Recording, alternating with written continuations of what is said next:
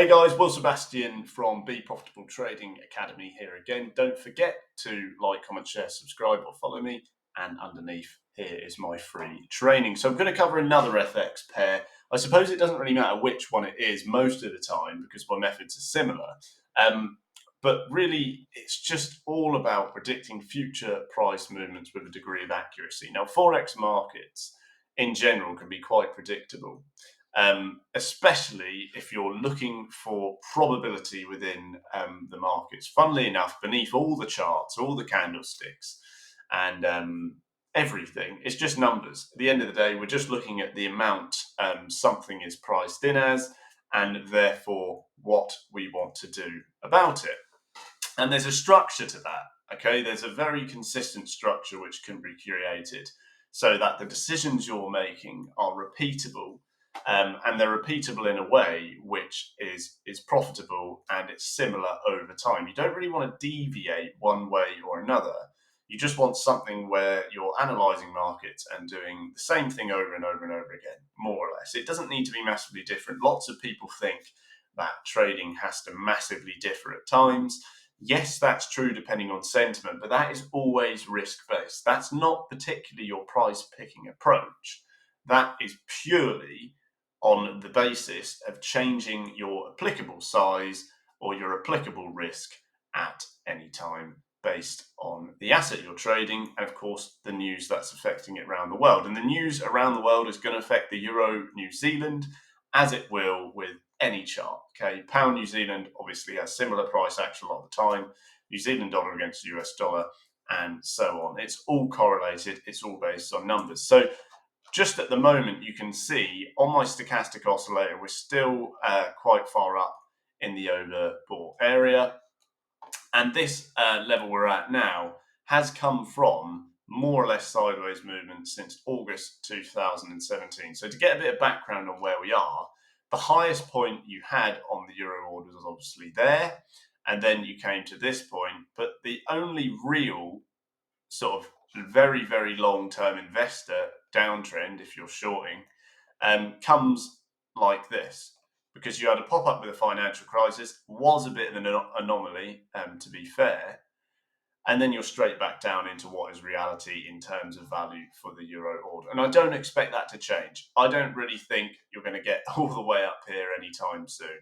I think the sustained fall in the euro against the ord is probably going to continue in the very long term. Okay, but you can see how we had a high here and then a high there. And at both of these points, really, those were times of financial problems. But more relevant at the moment is where we are now, and that's what we're going to cover today. So you can see more or less, again, if you look like this, okay, you probably make these lines more or less parallel. You can see what you've got is a long-term monthly uptrend. And for that reason, I wouldn't be shocked if you do get up here. Like I said, I'm not expecting to get all the way up there anytime soon if that does occur, but at least higher into your 1.9s at some point may probably occur. And if this uptrend does continue, then you should expect to get above that previous high into 2 and onwards. But we need to trade the market on the much nearer term because that's what's relevant at the moment. So if you look at your weekly chart right now, you can see that we're pushing up to the bottom of this candle wick in line with these candle wicks here. So it tells us there's probably going to be rejection at this point, and it tells us perhaps we could prepare to short the market. And that's exactly what I would be doing at this current point. Like I said, I wouldn't be surprised if you break this high eventually. That wouldn't shock me. And you've come on to your 40 MA, okay, which obviously is confirming a strong uptrend because you're rebounding immediately. You haven't had this enormous retracement or enormous drop. That would look a lot more like this. And ultimately, you would get to these two moving averages, your 100 and your 200. That would be far more valid as a price to enter long. But at this current point, because you're at those early levels of rejection, it wouldn't shock me at all if you do bounce off from here on the current push-up you've got and get at least nearer to 1774. Now, obviously, like I said, if you're someone who's looking for an enormous short, that is in years to come. This is a normal size in line with trading plans like the ones I teach my members in the academy. So I wouldn't be shocked really if you come to very local weekly support, at least at 178 and then 177.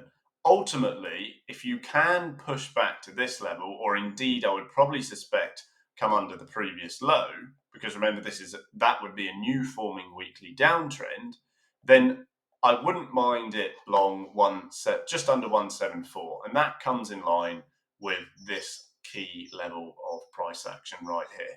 Okay, so you've got these 2 points, and it's just off from those higher KMAs there. So that is where I would buy it if it comes lower. I would short at the moment. I'm happy to short that. And then anything up here where you've had that previous price rejection, I would also look short. So you've got several points here really to reflect on to the long side. But it's worth mentioning as well, although I showed you, I showed you an uptrend on your monthly because you've got these big higher highs and you've got higher lows. If you look more locally to the weekly, you can see that there's still an uptrend, okay, but it's more strong than your monthly over time. Okay, so important to have parallel lines when you draw your charts, and you can see just about that's where we are. So within this uptrend, you can see on your weekly that you've had those 2 highs and those 2 lows taking you further. So I wouldn't be shocked if you do come out of this and indeed that changes. At that point, that would be your low, and it would look a lot more flat like this. Okay, and you would be able to move these lines around. That wouldn't shock me at all.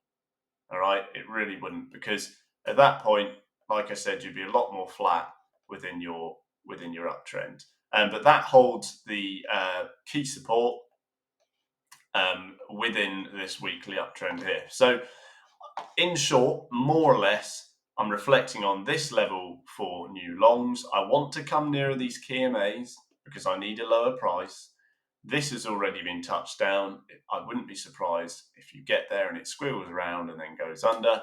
Otherwise, I would suspect you may end up having to short up here in line with this key rejection over there. Just always beware of that long-term market, because the long-term market is what rules FX markets in general. So if you can see, even on your, not even on your, you can look at it either way, more or less.